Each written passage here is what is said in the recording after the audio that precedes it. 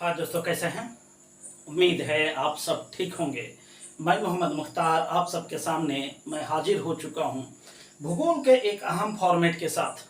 वो मैं आज अहम शब्द की चर्चा इसलिए कर रहा हूँ कि आज मैं भारत के भूगोल को कुछ समय के लिए स्टॉप करना चाहता हूँ, क्योंकि भारत के भूगोल पर पिछले लगभग 2 साल से मैं लगातार वीडियो अपलोड कर रहा हूँ और करीब करीब भारत के भूगोल को मैंने पूरा कवर कर लिया है। और 2 साल एक लंबा समय होता है। इस तरह हमने इस YouTube चैनल पर दो प्रमुख विषय हिंदी ग्रामर और भारत के भूगोल को कंप्लीटली पूरा कर दिया है। उम्मीद है, मैं ऐसा उम्मीद करता हूं कि इस टॉपिक से भारत के भूगोल और हिंदी व्याकरण से रिलेटेड अगर कोई भी प्रश्न परीक्षाओं में पूछा जाता है तो उम्मीद करता हूं कि मैं वो सारा प्रश्न आपको यहां सोल्व होता हुआ दिखेगा। बाकी जो बच गया है उसको मैं आने वाले समय में भी कवर करूंगा, लेकिन अब मैं विश्व के भूगोल की तरफ बढ़ रहा हूं और कोशिश करूंगा कि जितना कम समय में और जितने अधिक सामग्री के साथ मैं आपको सहायता कर सकूं मैं करता रहूंगा। ठीक है, तो यह विश्व के भूगोल के लिए मेरा पहला वीडियो है और मैं कोशिश कर रहा हूं कि विश्व के भूगोल में भी मैं हर कॉन्सेप्ट को बिल्कुल क्लियरली आपके सामने प्रस्तुत करूं। तो बातें तो होती रहेंगी। चलिए, आज मैं इस विश्व के भूगोल में इस पहले वीडियो में क्या चीज आपके लिए लेकर आया हूं तो वो आप जान लीजिए। इसमें मैं दो प्रमुख टॉपिक को सोल्व करूंगा। पहला तो विश्व के भूगोल का अध्ययन किस किस रूपों में किया जाता है या विश्व के भूगोल को कितने भागों में बांटा गया है। दूसरा, भूगोल शब्द की चर्चा हम करने वाले हैं, क्योंकि भूगोल नामक शब्द से ही कई सारे प्रश्न उभरते हैं। उन सारे प्रश्न को और सारे कंफ्यूजन को मैं एक एक करके सोल्व करने वाला हूं। तो चलिए, आपसे निवेदन है कि वीडियो को स्किप नहीं करना है, बल्कि एंड तक इस वीडियो में बने रहना है और मैं उम्मीद करता हूं कि आप बहुत ज्यादा लाभान्वित होने वाले हैं। तो चलिए, मैं देख लेते हैं कि इस वीडियो में हम आपके लिए कौन कौन सी सामग्री लाने वाले हैं। तो पहला हमको देख लेना है इस भूगोल शब्द को, क्योंकि यहां बहुत सारे कंफ्यूजन है। ठीक है, तो पहला जो है हमको जानना क्या है कि इस भूगोल का इंग्लिश रूपांतरण क्या है, उसको देख लेते हैं। कहां से प्रश्न उभरता है उसको मैं सोल्व कर रहा हूं। भूगोल को इंग्लिश में कहा जाता है ज्योग्राफी। मैं समझता हूं कि यहां किसी को दिक्कत नहीं होने वाली है। दिक्कत क्या होती है वो देख लीजिए। अब आगे देख लीजिए, यह क्या ज्योग्राफी क्या है, इंग्लिश भाषा का शब्द है ना। यहां तक ध्यान रखना है। ज्योग्राफी दो लैटिन शब्दों से मिलकर बना है, एक जियो और दूसरा ग्राफी। एक जियो और दूसरा ग्राफी के मिलने से ज्योग्राफी शब्द की रचना हुई है। जियो का हिंदी रूपांतरण होता है पृथ्वी और ग्राफी का हिंदी रूपांतरण होता है वर्णन। तो ज्योग्राफी शब्द का मतलब अब क्लियर हो रहा होगा कि ज्योग्राफी को हिंदी में आप कह सकते हैं पृथ्वी का वर्णन। पृथ्वी का वर्णन मतलब क्लियर है कि जिस विषय में हम पृथ्वी का वर्णन प्रस्तुत करते हैं उसे ज्योग्राफी कहा जाता है या भूगोल कहा जाता है। अब इनकी अगर परिभाषा की आप बात करें तो इन पे बहुत सारे विद्वानों ने अपने अपने हिसाब से परिभाषाएं करी हैं। सब एक से बढ़कर एक है। मैं उस पर ज्यादा दिमाग नहीं लगा रहा हूं, क्योंकि उनकी परिभाषाएं आप जो है कि टेक्स्ट बुक से ऊपर कर सकते हैं। अब हमें याद आता है कि हमारे बहुत सारे व्यूअर, जब मैं भारत का भूगोल पढ़ा रहा था तो उनमें कमेंट करते थे कि मैं किसी भी चीज को लंबा खींच रहा हूं। तो मैं कोशिश करूंगा कि उनकी शिकायत हम आने वाले समय में सोल्व करें या उनकी शिकायत को हम दूर करें। लेकिन हमारे लिए एक मुसीबत यह भी होती है कि मैं कम से कम समय में अधिक से अधिक टॉपिक कैसे समझा सकूं, तो वो भी मुझे कोशिश करनी है। तो मेरी ये कोशिश रहेगी कि कम से कम शब्दों में अधिक से अधिक शब्द हम समझा सकें, कम से कम शब्दों में अधिक से अधिक अर्थ हम आपको दे सकें, ये भी कोशिश रहेगी। तो क्लियर है, आई होप कि आपको भूगोल का थोड़ा सा कॉन्सेप्ट क्लियर हो रहा होगा। अब देखिए, एक चीज यहां पे समझिए, जब पृथ्वी का वर्णन शब्द आ गया है तो एक किताब भी आता है पृथ्वी का वर्णन। पृथ्वी का वर्णन नामक एक किताब की रचना हुई है। ठीक है दोस्तों, ये मान लीजिए अभी तक यह पुस्तक का नाम है। ठीक है, पृथ्वी का वर्णन नामक पुस्तक की रचना जो है हिकैटियस नामक एक विद्वान ने किया है। किसने किया है?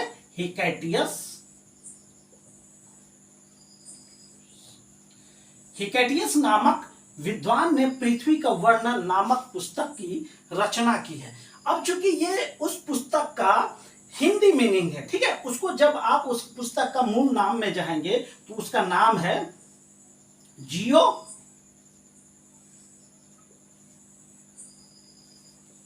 जियोपेरियोडस। इस पुस्तक का नाम है, उसका हिंदी मीनिंग है पृथ्वी का वर्णन। ठीक है, हिकैटियस ने जियोपेरियोडस नामक एक किताब की रचना की जिसका हिंदी मीनिंग पृथ्वी का वर्णन होता है। तो इस तरह आपसे परीक्षा में यह भी प्रश्न पूछा जा सकता है कि जियोपेरियोडस का हिंदी मीनिंग क्या है, या फिर पूछ देगा पृथ्वी का वर्णन नामक किताब की रचना किसने की है? हिकैटियस ने। अब हिकैटियस जब नाम याद आ गया है तो इसमें एक जीके पूछा जाता है कि हिकैटियस को भूगोल का जनक के नाम से जाना जाता है। अब ये क्वेश्चन तो जरूर पूछा जाता है परीक्षा में, यहां तक तो कोई कंफ्यूजन नहीं है। अब देखिए दोस्तों, आगे बढ़े इससे पहले मैं फिर से क्लियर कर दूं, ज्योग्राफी अंग्रेजी भाषा का शब्द है। ज्योग्राफी शब्द दो लैटिन शब्दों से मिलकर बना है, एक जियो, दूसरा ग्राफी। जियो का अर्थ है पृथ्वी, ग्राफी का अर्थ है वर्णन। तो इस तरह शब्द व्युत्पत्ति की दृष्टि से ज्योग्राफी का मीनिंग होता है पृथ्वी का वर्णन। ठीक है, एक पृथ्वी का वर्णन जो नाम है एक पुस्तक का भी नाम है, एक ग्रंथ का भी नाम है, और उसके लेखक हैं हिकैटियस। ठीक है, हिकैटियस ने पृथ्वी का वर्णन नामक पुस्तक लिखा जिसका इंग्लिश अनुवाद या फिर क्या उस पुस्तक का नाम ही था जियोपेरियोडस। ठीक है, उसका हिंदी अनुवाद है पृथ्वी का वर्णन। यहां तक कोई दिक्कत नहीं। हिकैटियस को भूगोल का जनक भी कहा जाता है, यहां तक कोई दिक्कत नहीं। मैं कोशिश करूंगा एक कॉन्सेप्ट को मैं बिल्कुल बारीकी से सोल्व करूं। ठीक है, अब हम बढ़ते हैं आगे। अब चूंकि यह ज्योग्राफी शब्द जब आया है इसका थोड़ा इतिहास में हम जाते हैं, क्योंकि यहां से भी बहुत सारे प्रश्न उभरते हैं। अब ज्योग्राफी शब्द कहां से आया है? अभी आप कहेंगे कि दो लैटिन शब्दों से मिलकर बना है, लेकिन इसकी थोड़ा ऐतिहासिक पहलू को देखने वो क्या होता है। एक विद्वान हुए थे यूनानी, उन्होंने एक पुस्तक की रचना की थी। उस पुस्तक का नाम क्या था?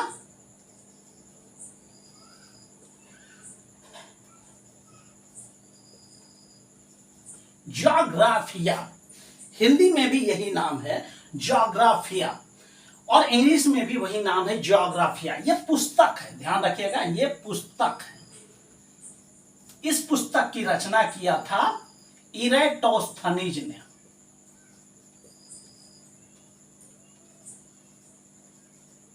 इरेटोस्थनीज ने, यहां तक कोई दिक्कत नहीं होना चाहिए। ठीक है दोस्तों, इरेटोस्थनीज ने ज्योग्राफिया पुस्तक की रचना की थी। इसी ज्योग्राफिया से एक शब्द गढ़ा गया ज्योग्राफी, यही है ज्योग्राफी। इसी ज्योग्राफिया शब्द से ज्योग्राफी की रचना की गई है। अब आप देखेंगे इसकी उत्पत्ति दो शब्दों से मिलकर हुई है। जब शब्द गढ़ा जाता है तो एन केन प्रकार, जब आप हिंदी ग्रामर का वीडियो देख रहे थे तो वहां पर आपने देखा शब्द की व्युत्पत्ति कैसे कैसे होती है। कभी संस्कृत से आ जा रहा है, कभी देश की विभिन्न भाषाओं से शब्द गढ़ लिया जाता है। तो आई होप कि आप बखूबी इस चीज को समझ रहे होंगे। वही खेल यहां पे हुआ है। इस ज्योग्राफिया शब्द से ज्योग्राफी शब्द की रचना होती है, यानी इस पृथ्वी के वर्णन के लिए इंग्लिश में या फिर क्या भूगोल के लिए जो इंग्लिश में शब्द ज्योग्राफी आया है वो मूलतः कहां से आया है? ज्योग्राफिया से, जो क्या है एक पुस्तक का नाम है। और उस पुस्तक की रचना किसने किया है? इरेटोस्थनीज ने। अब इरेटोस्थनीज कहां के रहने वाले थे भाई साहब? ये भी प्रश्न पूछ देगा, तो इसको एकदम ध्यान में, एकदम माइंड में सेट कर लेना है। ये यूनानी थे। कई बार यह प्रश्न पूछा जाता है कि इरेटोस्थनीज किस देश के निवासी थे? तो वो थे यूनान के। अब जिस तरह आपने देखा हिकैटियस को भूगोल का जनक कहा जाता है, उसी तरह इरेटोस्थनीज के लिए भी एक जनक शब्द की चर्चा की जाती है। इरेटोस्थनीज को व्यवस्थित भूगोल व्यवस्थित भूगोल का जनक कहा जाता है। ये सब चीजें जो है ना दोस्तों, लाख टके की बात है, क्योंकि ये सब चीजें आपको इजी तो लिखा हुआ मिल जाएगा, लेकिन कॉन्सेप्ट आपका क्लियर नहीं हो पाता है। अब पूछा जाएगा इराटोस्थनीज को व्यवस्थित भूगोल का जनक क्यों कहा जाता है, तो आपका जवाब क्या होगा? इन्होंने ज्योग्राफिया पुस्तक की रचना की, जिससे ज्योग्राफी शब्द का निर्माण हुआ, इसलिए इसको व्यवस्थित भूगोल का जनक कहा जाता है। यहां तक आई होप कि आपका कॉन्सेप्ट क्लियर हो रहा होगा। अब चूंकि यहां पे एक चीज और जो बारीकी से आपको ध्यान में रखना है कि चूंकि यहां ध्यान दीजिए, यूनान के ये रहने वाले थे, व्यवस्थित भूगोल का जनक मतलब भूगोल को एक व्यवस्थित रूप प्रदान किया है इस विद्वान ने, और भूगोल का जनक हिकैटियस है। तो जाहिर सी बात है, भूगोल का पहले जन्म हुआ, फिर उसको एक व्यवस्थित स्थान प्रदान किया गया। तो इस तरह विद्वानों में भी के नाम में भी डिफरेंट है। हिकैटियस, इराटोस्थनीज, बड़ा टेढ़ा सा नाम है। हम हिंदी भाषी ज्यादा कंफ्यूज होते हैं, तो कंफ्यूज नहीं होना है, बल्कि थोड़ा सा मेहनत करेंगे क्लियर हो जाएगा। अब देखिए, व्यवस्थित भूगोल का जनक तो हो गया, भूगोल का जनक हो गया। अब एक चीज और जो परीक्षाओं में अक्सर पूछा जाता है वो यह कि भूगोल को एक विषय यानी सब्जेक्ट के रूप में प्रतिस्थापित करने का काम किस देश ने किया है। तो इसको भी आप ध्यान में रख लीजिएगा कि भूगोल को व्यवस्थित एक विषय के रूप में, भूगोल को एक सब्जेक्ट के रूप में स्थान सर्वप्रथम किस देश में दिया गया, तो उसका जवाब है भाई साहब यूनान। क्योंकि यूनान ऐसा देश है जिनका इतिहास में बहुत महत्वपूर्ण स्थान है। जब आप इतिहास में जाएंगे और यूनान पे जब चर्चा करेंगे तो बहुत चीजें आपको वहीं से सीखने के लिए मिलेगा, वहीं से रोशनी निकलती है और विश्व के सारे देशों में बहुत हद तक फैल जाती है। तो 3 क्वेश्चंस तो यहां पे बखूबी सोल्व हो रहा होगा। भूगोल का जनक हिकैटियस, हिकैटियस ने किस पुस्तक की रचना की? जियो पेरियोडस, जिसका हिंदी मीनिंग है पृथ्वी का वर्णन। और एक है इराटोस्थनीज, जिन्होंने ज्योग्राफिया शब्द पुस्तक की रचना की, और इराटोस्थनीज को व्यवस्थित भूगोल का जनक कहा जाता है, हिकैटियस को भूगोल का जनक कहा जाता है।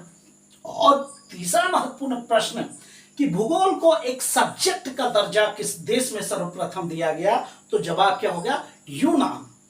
अब चूंकि यहां पे जनक शब्द आ रहा है, तो यही 2-3 जनक नहीं है, ज्योग्राफी के जनक के रूप में कई विद्वानों का नाम याद किया जाता बड़े सम्मान के साथ। उनको भी मैं एक एक करके अभी मैं बताने वाला हूं। तो मैं कोशिश करूंगा कि इनका आप स्क्रीनशॉट ले ले, लिखना चाहे लिख ले, अभी मैं हाजिर होता हूं। आइए दोस्तों, अब हम देखते हैं कि भूगोल के अंतर्गत जो विभिन्न प्रकार के जनक से रिलेटेड प्रश्न पूछे जाते हैं, उनको हम एक एक करके देख लेते हैं। अब देखिए कितने प्रकार के जनक है। अभी 2 जनक आपने देख लिया है। व्यवस्थित भूगोल का जनक इराटोस्थनीज क्लियर हो चुका है। भूगोल का जनक हिकैटियस, यहाँ इन दोनों में कोई दिक्कत नहीं, अभी हमने पूरा कॉन्सेप्ट यहाँ क्लियर कर दिया है। इसके अलावा जो और जनक है, आधुनिक भूगोल या वर्तमान भूगोल का जनक अलेक्जेंडर वॉन हम्बोल्ट को कहा जाता है। भौतिक भूगोल, देखिएगा ये शब्द है ना, भौतिक भूगोल का जनक पोलिडोनियस को कहा जाता है। उसी तरह ऐतिहासिक भूगोल का जनक हेरोडोटस को कहा जाता है। अब हेरोडोटस को देखिए इतिहास का पिता के नाम से भी जाना जाता है, इसलिए इसको इतिहास शब्द से याद रख लीजिएगा, यानी ऐतिहासिक भूगोल का जनक हेरोडोटस को कहा जाता है। मानव भूगोल का जनक ब्लॉस को कहा जाता है। उसी तरह देखिए गणितीय भूगोल का जनक थेल्स वो एनेक्सिमेंडर को कहा जाता है। अब देखिए गणितीय शब्द की चर्चा हुई है। अब गणित के विद्यार्थी जब 9th-10th में पढ़ रहे हैं, उनको देखिएगा थेल्स का प्रमेय शब्द वो बड़ी बारीकी से चाव से पढ़ते हैं। तो ये थेल्स शब्द दिमाग में इस कॉन्सेप्ट से भी बैठा लीजिएगा, थेल्स गणित से रिलेटेड है ना। तो क्लियर हो गया, गणितीय भूगोल का जनक थेल्स वो एनेक्सिमेंडर है। अब देखिए मैप से रिलेटेड भी 2 जनक है। एक तो विश्व के मानचित्र का जनक किसे कहा जाता है? अलेक्जेंडर को। और उसी तरह विश्व ग्लोब का जनक मार्टिन बैहम को कहा जाता है। तो ये प्रमुख जनक है, ठीक है ना दोस्तों, इसको देख लीजिएगा। और महत्वपूर्ण तथ्य जो अभी और जानना है वो ये देखिए, 2 तथ्य हमने यहां लिख रखा है। कि भूगोल को स्वतंत्र विषय के रूप में मान्यता कब मिली, यह भी प्रश्न पूछा जाता है। स्वतंत्र विषय के रूप में मान्यता मिली है 19वीं सदी में। और 20वीं सदी में एक और चीज हुआ है कि ज्योग्राफी के अंतर्गत, भूगोल के अंतर्गत मानव और यहां देखिए मनुष्य एवं पर्यावरण के पारिस्थितिक या पारस्परिक संबंधों का अध्ययन कब से किया जाने लगा, वो है 20वीं सदी में। तो आई होप कि भूगोल शब्द से रिलेटेड अगर कोई प्रश्न पूछा जाता है तो इन सारे तत्वों में से आपके कोई प्रश्न पूछे जाएंगे। आई होप कि आपको भूगोल शब्द से रिलेटेड कॉन्सेप्ट क्लियर हो गया होगा। इनका आप स्क्रीनशॉट ले लें, अभी हम फिर हाजिर होते हैं।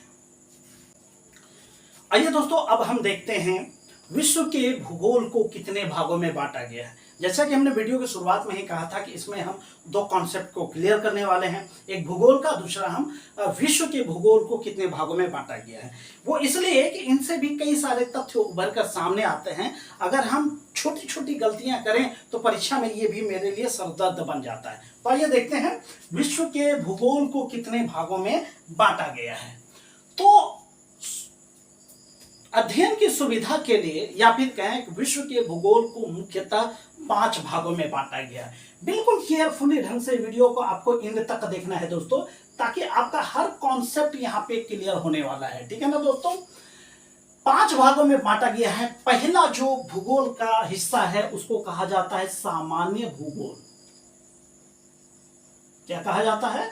सामान्य भूगोल। अब देखिए, एक एक करके समझना है, बिल्कुल ध्यान से सुनिएगा। सामान्य भूगोल में हम किस किस चीजों की चर्चा करते हैं या किसका किसका अध्ययन करते हैं, बिल्कुल ध्यान से देखिएगा। सामान्य भूगोल के अंतर्गत हम जो अध्ययन करते हैं ब्रह्मांड का। ब्रह्मांड से आपको नीचे उतरना है, पृथ्वी तक आना है, यानी पृथ्वी से ऊपर बाहर। जब आप पृथ्वी के वायुमंडल को छोड़कर ऊपर बढ़ जाते हैं तो वो सारी चीजें सामान्य भूगोल में आ जाते हैं। कहां से? हम ब्रह्मांड से नीचे उतरते हैं। ब्रह्मांड के नीचे जब आएंगे, ब्रह्मांड में क्या आ जाता है? गैलेक्सीज आ जाता है। क्या आता है? गैलेक्सी। गैलेक्सी के अधीन आ जाता है तारा, स्टार। उसके बाद क्या आ जाता है? सौर मंडल। जब आप सौर मंडल का अध्ययन करते हैं तो इसमें क्या आ जाता है? ग्रह, उपग्रह, नक्षत्र, जो भी है उन सारी चीजों की चर्चा इसमें होती है। उसके अलावा क्या आता है? जब और आप उनसे नीचे आइए तो क्या आप देखेंगे? पृथ्वी पर जो रेखा खींची गई है, अक्षांश और देशांतर रेखा है, उसको भी देख लीजिए। अगला क्या देखते हैं इसमें? पृथ्वी पर जो रेखा है क्या है? अक्षांश, देशांतर और जो अंतरराष्ट्रीय तिथि रेखा है, अंतरराष्ट्रीय तिथि रेखा। और इसके अलावा जो है पृथ्वी की गतियां,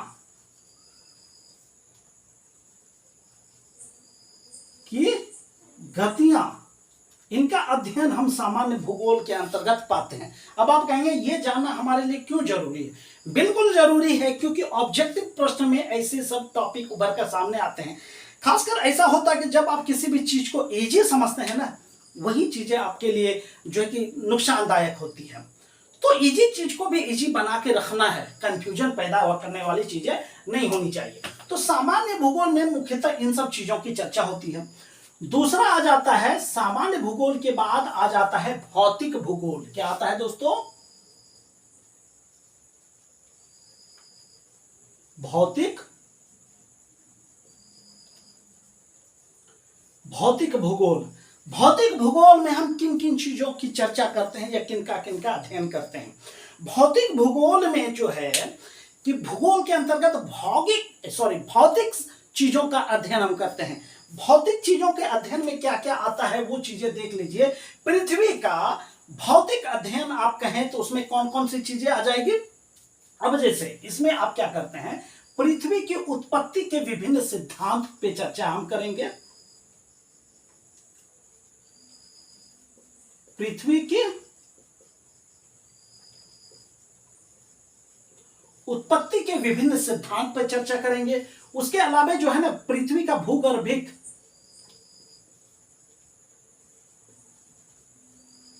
जो भूगर्भिक पृथ्वी के अंदर की बात हो रही है, भूगर्भिक इतिहास पे चर्चा होगी। और देखिए, जब पृथ्वी के भूगर्भ में चले ही गए हैं तो उसमें क्या क्या होगा, भूकंप भी होगा, और क्या होगा, ज्वालामुखी भी होगा। उसके अलावे और क्या देखना है आपको, भूमि जिस पे हम आप चलते हैं, भूमि की चर्चा होगी। इसके अलावा चट्टान की चर्चा होगी, ये पृथ्वी के अंदर की बात है। और भी महत्वपूर्ण सब चीजों की चर्चा करनी है, और वो हम करते हैं भौतिक भूगोल के अंदर। अगला चीज है जो हम और क्या देखते हैं, भौतिक भूगोल के बाद आ जाता है आर्थिक भूगोल। आर्थिक भूगोल, आर्थिक भूगोल में ज्यादा दिक्कत नहीं है, वो इसलिए आराम से कोई भी पहचान सकता है। भूगोल का आर्थिक पहलू का जो अध्ययन किया जाता है वो आर्थिक भूगोल के अंतर्गत किया जाता है। अब इसमें आप क्या कहेंगे, बहुत ज्यादा टॉपिक इसमें नहीं है। आर्थिक दृष्टिकोण से जो महत्वपूर्ण तत्व है क्या क्या होगा, आराम से आप पहचान लेंगे। कृषि, उद्योग, परिवहन, और क्या है, खनिज। ये आर्थिक दृष्टिकोण से महत्वपूर्ण सब चीजें हैं। ये मुख्यतः हम आर्थिक भूगोल के अंदर अध्ययन करते हैं। अगला जो आता है, चौथा महत्वपूर्ण पार्ट आता है, वो क्या आता है, मानव भूगोल।